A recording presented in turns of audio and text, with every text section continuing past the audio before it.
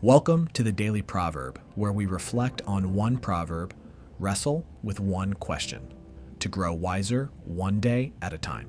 For more, visit thedailyproverb.com. Proverbs chapter 5, verses 11 to 12. And at the end of your life you groan, when your flesh and body are consumed, and you say, "How I hated discipline, and my heart despised reproof." Our natural inclination is to equate freedom with the absence of restraint. We want to follow our impulses, indulge our desires, and live by our own rules. The undisciplined life feels liberating at first. No one to tell us no, no boundaries to limit us, no correction to humble us.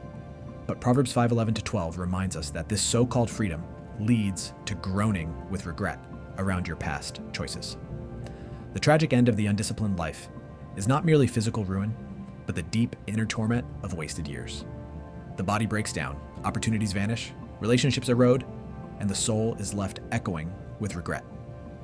The groan of verse 11 is the sound of someone who traded short-term pleasure for long-term pain. This is the inevitable harvest of folly, the moral structure of God's world catching up with the sinner. The undisciplined life collapses under its own weight because it refuses the very wisdom that sustains life. To reject discipline is to reject reality as God designed it. On the other hand, the wise person sees discipline not as the enemy of joy, but the pathway to it.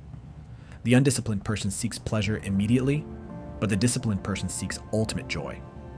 Sin always begins with a promise of freedom and ends in slavery. Discipline feels like slavery, but leads to freedom.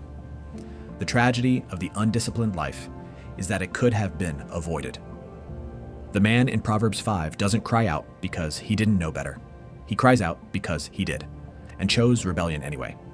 The wise learn early what the fool learns painfully. That discipline is not punishment, but protection. It guards us from the sorrow of regret and the decay of a life lived without discipline.